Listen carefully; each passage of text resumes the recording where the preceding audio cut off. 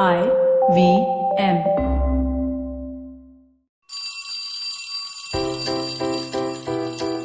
Hello one, hello all. Welcome to the Diary of the Traveling Professor.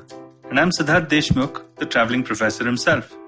Well, what do I have in store for you this post-Diwali diary entry of mine? I was thinking that perhaps I will move away from all things advertising because I seem to have done a lot of reviews and analyses of ads and stuff like that. And I was thinking of starting this whole thing off afresh, but then the whole Tanishq thing happened again. And I was like, what? Again? It was like the return of the jewel thief. Sorry for that poor joke, but essentially it is literally Tanishq revisited when Tanishq's second ad, wherein it was asking people to celebrate a crackerless Diwali, again got cracked down by people who were on social media who did not like Tanishq. It's as if Tanishq is on the radar now of people, the Twitterati, the people on the exact opposite end of the spectrum that Tanishq kind of inhabits, and it is going to get shot down for anything that it does marketing-wise. It's interesting, isn't it? We live in an era where ads are being commented on. Ads are being commented on and people are actually reacting to ads. Like, for example, the White Hat Junior ad, apparently, you can't talk about that ad without getting censored by White Hat Junior. And so you can't have an opinion, apparently? You can't? Well, I don't know. I certainly don't want to get sued.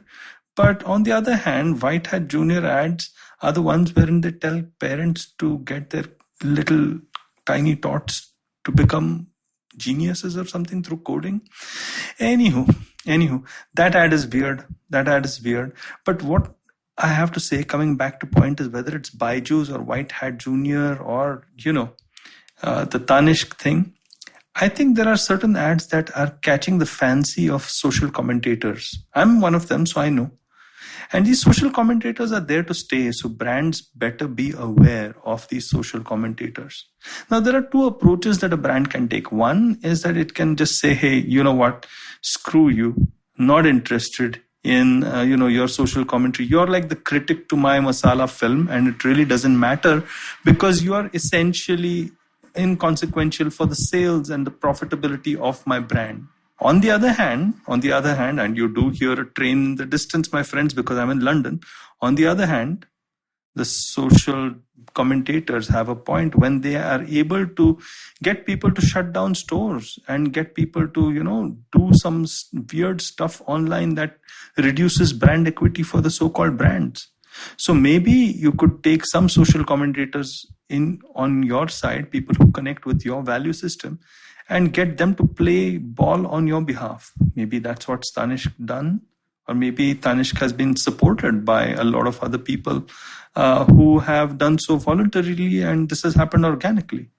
But I just want to say that if I was a brand manager, what I would certainly do is understand what my value system is, understand that I am going to piss a few people off in social media, and I'm going to make sure that I make the right friends in the right places to make sure that that brand's point of view gets the right steam. Now, this is true, especially when you're not product-centered or, feature-centered, but you're kind of purpose-driven advertising, or you're kind of, connecting to a movement or a trend or something like that.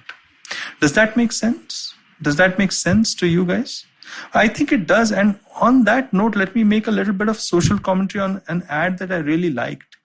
Okay, amongst all the White Hat Juniors and the Byju's of this world, I found Unacademy's advertising really interesting. They played on the IPL and they talked about how learning was connected with cricket, and they did a really interesting and cute job of it. I mean, I was looking forward to how they would connect the game of cricket to a lot of learning terms, and I kind of essentially liked that communication. A lot of times, just liking a piece of communication for a social commentator like me who will put it out there on LinkedIn or on social media, and people way more famous than me putting it out there, will mean that a brand has its share of mavens, or whatever you want to call them, or whatever Malcolm Gladwell wants to call them, and they kind of help propagate or make the whole thing a little viral. I'm sure a little awareness is always good. But as I said, if the ad is creating demand, okay, I think that's primary. Creating a little more awareness about the ad itself, well, that's, like a bonus point. So that's what I think brand managers, yes, get people on your side, right? The people who connect with your value system, get them on your side. Get them to talk well about your ad, but don't worry too much about it. Make sure that your ad sells, creates demand, because that's what an ad is there for, right? Well, I hope you liked this diary entry of mine. Many more to come from where this came from. If you like me and my inane but weird insights, well, there's some more that you can connect to and listen to on LinkedIn and Instagram, and many more where this came from. Do go to ivmpodcast.com or download the app, or just go to wherever you listen to your favorite podcasts. See you soon.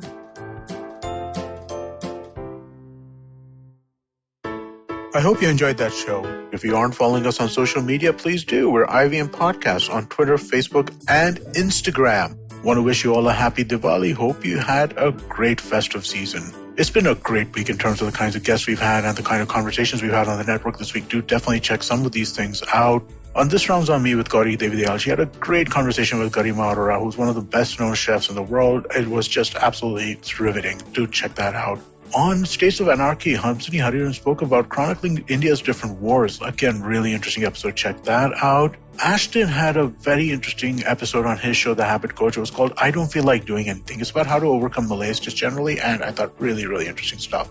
Kumi Vayana was the guest on Cyrus Says on Monday's episode last week, and she's an educator, and my God, it was such a fascinating conversation talking about the way education functions in India and some of the changes she'd like to see. Just really, really interesting stuff. Do give that a listen. On Uncle Please Sit, Anupam Manur was there with Joel and Tushar talking about the Indian economy, part 1 of a 2-part series. Second part will be out this week. You should definitely check that out. Lastly, I want to talk to you all about the Filter Coffee podcast. Karthik Nagarajan, who hosts that show, is on a little bit of a break. He's back with a banger of an episode. It is with Himura Maya, who used to run Landmark Stores, and they talk about the culture of bookstores and quizzing and all kinds of stuff. Really interesting conversation. Do check that out.